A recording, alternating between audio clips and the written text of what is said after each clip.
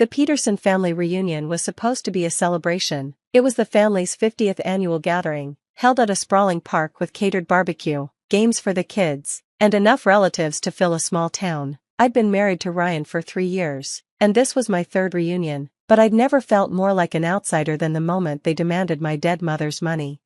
It started innocently enough. We were sitting at one of the picnic tables, Ryan, his parents, his siblings, and a handful of aunts and uncles, when his Aunt Martha brought up my recent loss. "We're so sorry about your mother, Sophia," she said, patting my hand. "Such a tragedy to lose her so young." "Thank you," I replied quietly. My mother had passed away 2 months earlier after a short battle with cancer. The grief was still raw, still catching me at unexpected moments. "I heard she left you something," Uncle Bill chimed in, his tone a little too interested for comfort. "That must be a comfort, at least." Ryan shifted beside me. We'd discussed keeping the inheritance private, but apparently, he hadn't kept his word. "She did," I said carefully. "Some family heirlooms and a small amount of money." "How much?" Ryan's sister, Kelly, asked bluntly. Kelly, Ryan's mother, Deb, scolded, but her eyes were just as curious. $6,500, Ryan answered for me, plus some jewelry and photo albums. "My name is Sophia, and I'm a 29-year-old elementary school teacher. When I met Ryan 4 years ago, he seemed like everything I wanted: stable, family-oriented, kind. His large, close-knit family was so different from my small one. It had just been me and my mother for most of my life after my father died when I was 10. I thought marrying into the Peterson clan would give me the big family I'd always dreamed of. Be careful what you wish for. $6,500 is a nice chunk of change," Uncle Bill said, leaning back in his chair. "What are you planning to do with it?" "I haven't decided yet," I said. "It's been hard to think about. It was my mother's life savings." "Well," Aunt Martha said, her voice taking on a tone I didn't like, "now that you're a Peterson, that money belongs to the family." I blinked, certain I'd misheard. "I'm sorry, what?" "She's right," Ryan's father, George, nodded sagely. "In this family, we share everything. When Kelly got her settlement from that car accident, she put it in the family pot. When cousin Jim got his bonus, it went to fixing grandma's roof. That's how we do things." "The family pot?" I repeated, looking at Ryan for support. He was studying his beer bottle intently. "We take care of each other," Deb explained, as if talking to one of my first graders. "Right now, your cousin-in-law Brittany needs help with her student loans, and Uncle Bill's truck needs a new transmission. Your inheritance would really help." "My mother's money would pay for Uncle Bill's truck?" I couldn't keep the incredulity out of my voice. "Well, when you put it like that, it sounds selfish," Kelly sniffed. "But yes, we're your real family now. Sophia, your mother is gone. We're all you have." The casual cruelty of that statement hit me like a physical blow. My mother had been dead for 8 weeks, and they were calling her gone like she was a lost sock. "Ryan," I turned to my husband, pleading with my eyes, "can you help me explain?" He finally looked up, and the expression on his face made my heart sink. "They have a point, Soph. I mean, family helps family, and you are part of this family now. So I should just hand over my mother's life savings to pay for random relatives' expenses?" "Not random relatives," George said sternly. "Family, there's a difference." "Is there?" I stood up, my hands shaking, because from where I'm standing, it looks like you're asking me to dishonor my mother's memory by giving away what she worked her whole life to leave me. "Dishonor?" Martha's voice rose. "How dare you? We're offering to include you, to make you truly one of us, and you throw it in our faces? You're not offering to include me, you're demanding my inheritance." "Same thing," Bill shrugged. "In this family, what's mine is yours and what's yours is mine. If you can't understand that, maybe you're not really Peterson material." I looked around the table. More relatives had gathered, drawn by the raised voices. Not one face showed sympathy for me. They all had that same expectant look, like vultures circling a carcass. "You know what?" I said quietly. "You're right. I'm not Peterson material." I pulled off my wedding ring and set it on the picnic table with a soft clink. The gathering went silent. "Sophia," Ryan jumped up. "What are you doing?" "Something I should have done the first time your family treated me like an ATM instead of a person." I grabbed my purse. "I'm leaving." "You can't just leave," Deb shrieked. "We're in the middle of a family reunion." "No," I said, backing away. "You're in the middle of trying to rob a grieving daughter. There's a difference." Ryan grabbed my arm. "Sophia, stop being dramatic. Put your ring back on and sit down. We can discuss this like adults.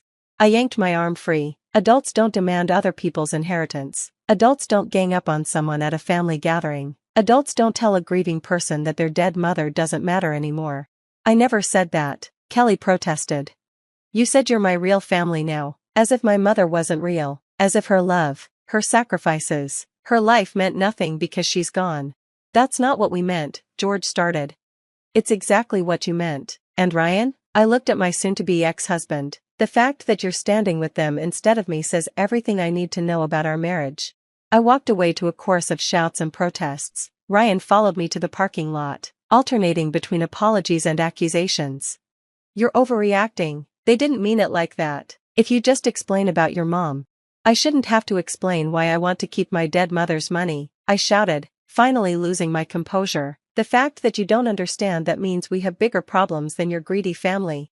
Greedy? They're not greedy, they're just communal. Communal, right. Tell me, Ryan, in 3 years of marriage, how many times has the family pot helped us? When we needed a new water heater? When my car broke down? When I was between jobs for 2 months? His silence was answer enough. But now that I have money, suddenly I need to contribute to the family pot. Funny how that works. I got in my car and drove away, leaving him standing in the parking lot. My phone started ringing immediately, but I ignored it. I drove to my best friend Heather's house and collapsed on her couch in tears. They wanted your mother's money? Heather was incredulous. At a family reunion? 2 months after she died? They said I'm part of their family now, so I should share everything. That's not how family works. That's how cults work. She was right. I realized. The Peterson family's closeness that I'd once admired was actually a toxic codependency where boundaries were forbidden and individual assets were communal property, but only when it benefited the collective. I stayed with Heather that night. The next morning, I had 47 missed calls and dozens of texts. They ranged from Ryan's pleading to his mother's guilt trips to Uncle Bill's threats about what happens to people who betray family. I screenshot everything and made my first call to a divorce attorney. Let me get this straight. The lawyer, Jennifer, said, your husband's family demanded your inheritance at a public gathering, and your husband supported them? That's right.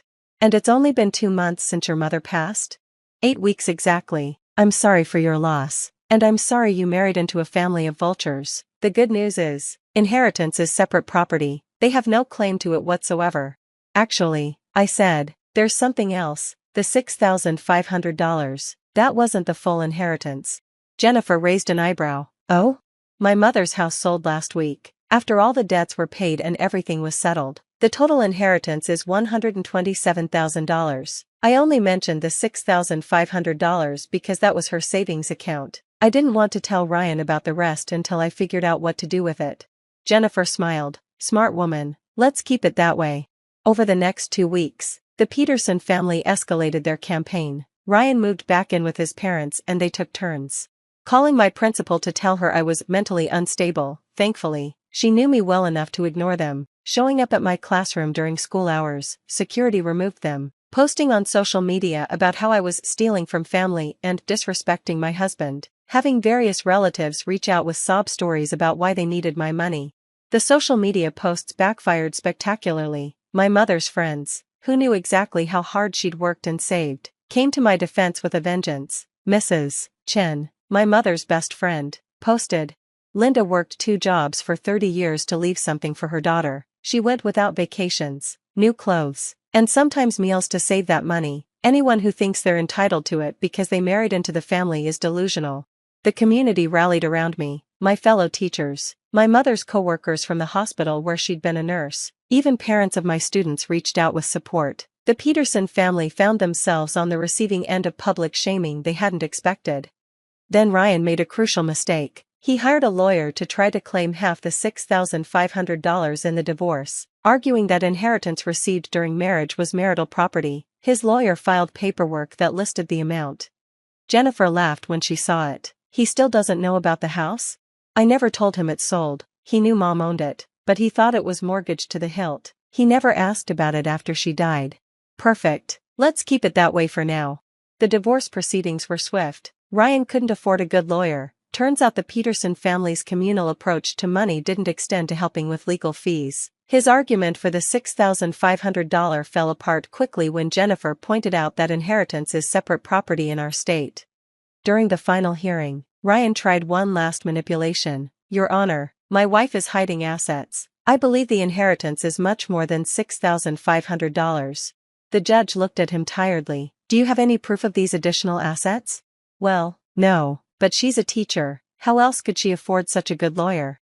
Jennifer stood. My client's mother was a registered nurse for 30 years. She had excellent life insurance through her union, which paid for my services. Unless Mr. Peterson has actual evidence of hidden assets. This is merely speculation based on his own family's apparent financial difficulties.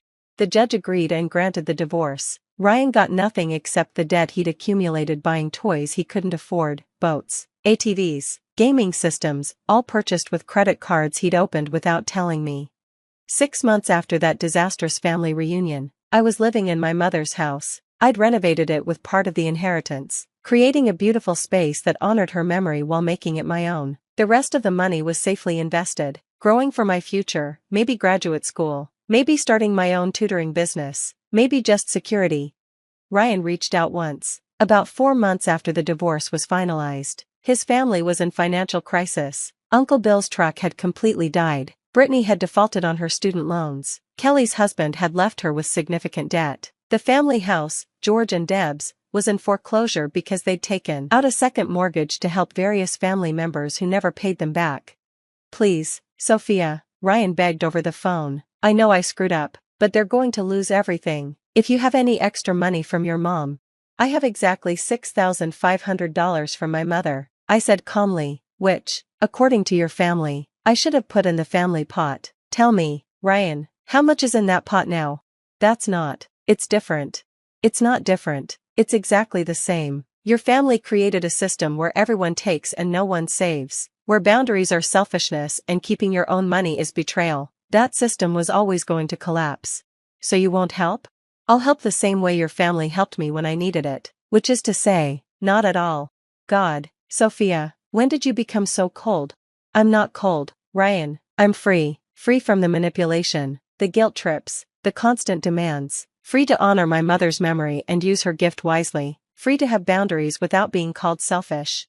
He hung up. I heard later through mutual acquaintances that the Peterson family had to sell the family home. They scattered to different states. The closeness they'd bragged about dissolving as soon as the money ran out. Ryan moved in with a cousin and was working 2 jobs to pay off his debts.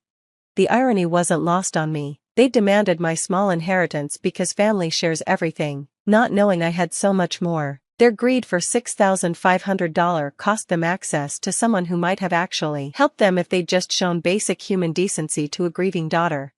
But they showed me who they were at that reunion. They showed me that I wasn't family, I was a resource. They showed me that my mother's death was just an opportunity to them. They showed me that Ryan would always choose them over me. Now I teach in the same classroom, but I come home to my mother's house, my house, where her pictures line the walls and her garden blooms in the backyard. I've started a scholarship fund in her name at the local nursing school. I volunteer at the hospital where she worked. I use her inheritance to honor her legacy, not to enable a toxic family's financial irresponsibility. Sometimes I think about that family reunion, how different my life would be if I'd just handed over the $6,500 to keep the peace. I'd probably still be married to Ryan, still being drained by his family's endless needs, still hiding the rest of my inheritance and feeling guilty about it. The money would be gone, spent on truck transmissions and student loans for people who barely knew my name, while my mother's memory was reduced to a dollar amount in the Peterson family pot. Instead, I stood up, I walked away. I chose to honor my mother over appeasing my husband's family, and in doing so, I discovered that the family I'd married into wasn't a family at all. It was a financial pyramid scheme dressed up as love.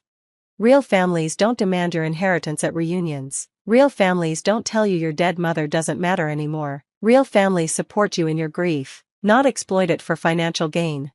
The $6,500 they wanted so badly? It's part of a much larger inheritance now building my future, just as my mother intended. The Peterson family got nothing except a harsh lesson in what happens when you mistake a person for a piggy bank. If you're watching this and facing similar pressure, remember, inheritance isn't just money, it's your loved one's final gift, their legacy, their last act of love. Anyone who tries to take that from you, spouse, in-laws, or anyone else, is showing you who they really are, believe them. And sometimes, the best family reunion is the one you walk away from. Thank you for watching my story. Your inheritance, like your boundaries, is yours to protect.